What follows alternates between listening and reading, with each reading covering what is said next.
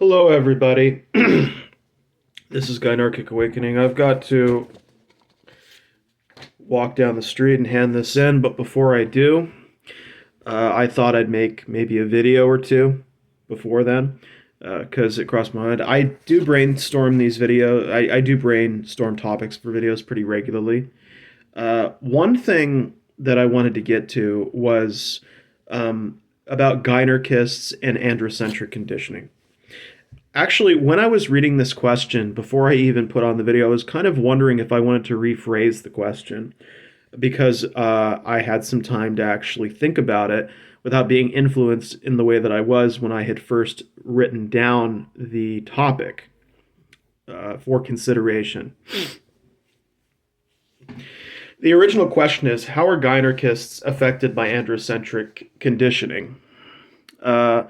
And what I want to do is I kind of want to go through this video and I want to more like just kind of make an observation about what I see regarding androcentric conditioning and how it kind of factors into the ways that men and women in this community interact with each other.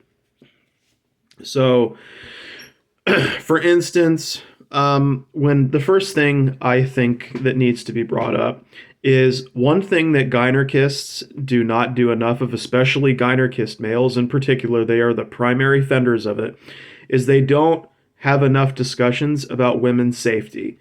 In particular, ways in which women can be safer, ways in which we can build a safer world for them, providing resources that will help them through whatever it is that they're going through, talking about strategies and tactics. A lot of it is focused on power dynamics. And this is where I kind of like when I'm looking for an authentic Gynarchist, I'm looking for somebody who's not just pro-women, but somebody who is focused particularly on the health and well-being of women and girls. When you are obsessed, like if you keep seeing, and then I'm going to go through some of the patterns that I see. If you see a guy constantly talking about more women being in office, right? Or we need to have more women business leaders. If it's constantly about power and they're not actually taking action to protect women and girls, or they're not engaging in any kind of what's called Gynarchic activism, which I'm probably going to end up doing a different video on that, because what they're doing is not activism. They are just talking about power roles and power dynamics and how things ought to be, and that's their focus. So sometimes they'll talk about it, sometimes they'll fantasize about it, they'll put it in there, or they'll do some kind of video. Apologies. But they don't actually mention anything about like women's health, more research, tactics and strategies for daily interactions that can really help them out, where they can go. Like one of the reasons why I brought up the whole Gynarchic hotspot idea of research, which I will carry out at my local college in the future, is I want there to be places where women, particularly Gynarchists, but really women in general, can just look at it and go, oh, there's no real incidents of violence, or this is a safer place for me. I can speak my mind. I can feel free without worrying that somebody's going to hurt me. That's literally the point. To me, everything should be related to your intention, but also the outcome. What is the possible outcome, or what is the general outcome of a guy talking about how we need more women in office, or we need more women in businesses, or we need more of this, or what is the general outcome? Because it's very it's like general advice that, yeah, great, but what does it do for a woman right now? And see, that's where I kind of distinguish. This is where I start to realize that this is more about the male's fantasy. This is more about him talking about something in order to. It's like whenever men are doing this, they are centering they're centering the discussions around things that get them erotic, right? They create this kind of weird, I want to call it sort of Gynarchic slash not Gynarchic, but sort of androcentric, male-centric language, where they take concepts about this, they reduce them to their simplest terms. They reduce all advice to its simplest essence. And then they continue to, it's like they're on repeat forever. So you see this all the time with, oh yeah, they need to be in chastity. Like they focus heavily on the chastity part. They focus on this. It's all about what they want. It's all about what the men want. It's all about what gets them off. But go through their posts, and I mean every single male gynecologist post, and ask yourself this question. How many of these individuals in question have ever suggested an idea or ever suggested a thought that was solely about the health and welfare of women and girls?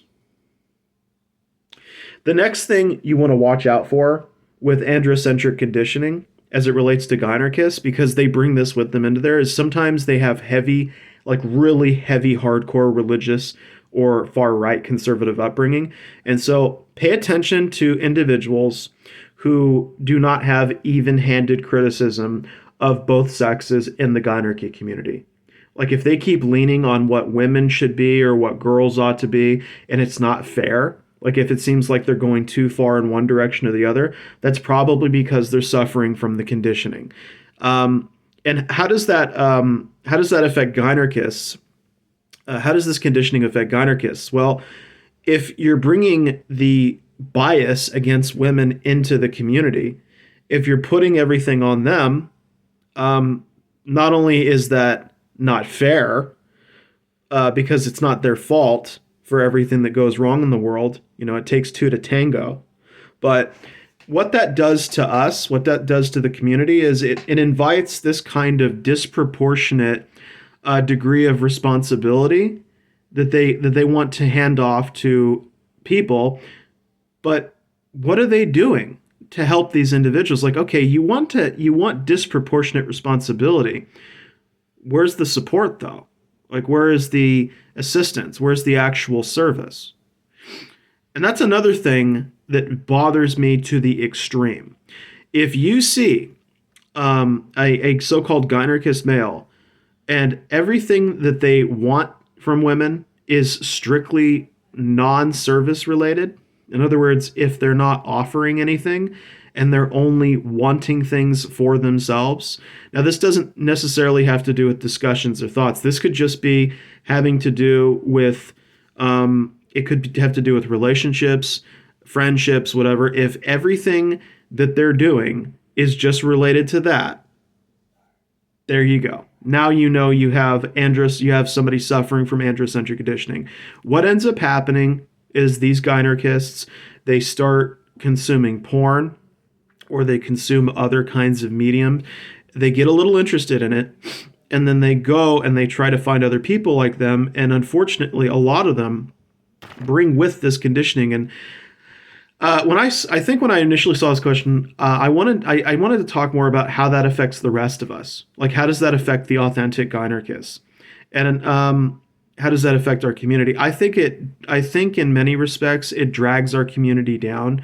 It stifles the ability to have more in-depth content, more productive conversations, but also more productive activism. Because if you're getting everything that you want from an interaction, sorry. If you're getting everything you want from an interaction with a woman or another Gynarchist, then what's left? Like, our community can't build anything with people who never had any intention of building in the first place. And on the other hand, though, you can't alienate too many people either, because what happens if there's people like in between, or people who are transitioning from that stage to a better one? So it's kind of like, I feel like the androcentric conditioning in the community is kind of like, it's like a double-edged sword, right? Like if you become too alienating of these people, you create enemies, you get individuals who want to like attack you, actually find out where you live or find ways to tear you down. But on the other hand, if you also have, it's kind of like a poison in a sense, where it enters into the bloodstream of the community. It destroys our ability to have an effective ability to distinguish between who's who and who's not. We have to spend so much time and energy figuring out, okay, I think he's real or I think she's real. Like, it gets ridiculous. I think the last part of the problem with the androcentric conditioning and how that affects Gynarchists and the Gynarchy community is crap. I apologize. Again, it's just happening over and over. Sorry. Oh, I should have just brought like tissues. So the last thing is, when it comes to the androcentric conditioning, I feel like even people who are well intentioned, even people who are more of an intellectual nature, I don't know if they ever like reflect on their comments and they think about like how they come across. And I'm going to be honest, this is something I'm also guilty of because I come from that upbringing. I had parents who were very domineering and authoritative, and so that influenced the way that sometimes I interact. And so even when I'm not realizing it, sometimes I come across like I'm giving commands or orders, or I'm saying this is how it's got to be. And I'm not trying to do that. I'm not trying to be that guy. But I am affected by that conditioning. And I understand how that could turn some people off or turn people away from me because they hear that and go, are you telling me what to do? Is this male telling everybody else what to do? Is he actually doing that?